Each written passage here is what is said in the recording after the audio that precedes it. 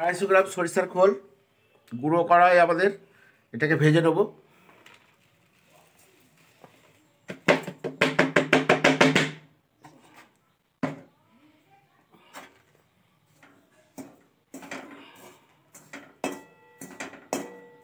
এমন ভাজতে হবে যেন না পুড়ে যায়।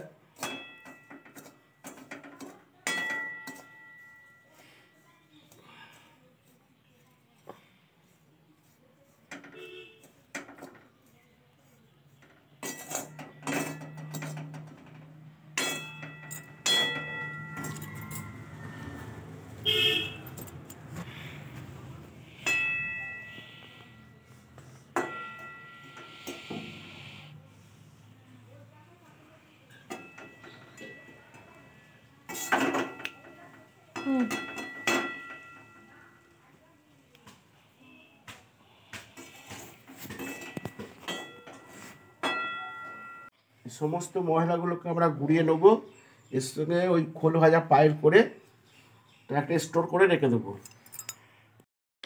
আগের দিনের দেখানো ভিডিও অনুযায়ী আজকে সমস্ত রুই মাছের যে মশলাগুলো আমরা গুঁড়ো করেছিলাম সেগুলো ভাজা সরিষা খোলের মধ্যে মিশিয়ে এগুলোকে স্টোর করে রাখা হচ্ছে।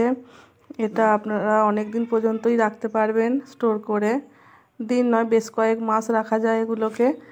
আর আপনারা রুই মাছের যে কোনো চারে 75 গ্রাম চারের মধ্যে 25 গ্রাম এই গুঁড়ো মশলা মিশিয়ে দেবেন, দেখবেন তাহলেই বাজিমাত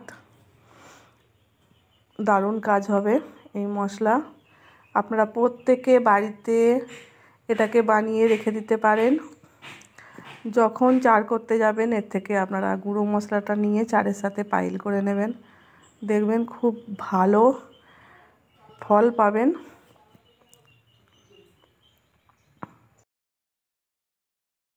চারটা কিভাবে বানাবেন অবশ্যই আমরা পরের ভিডিওয়ে আপনাদের দেখাবো, তার জন্য আপনারা দয়া করে একটু অপেক্ষা করবেন।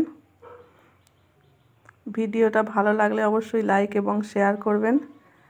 দেখা হচ্ছে অবশ্যই পরের ভিডিওতে, ততক্ষণ প্রত্যেক বন্ধুরা ভালো থাকুন এবং সুস্থ থাকুন।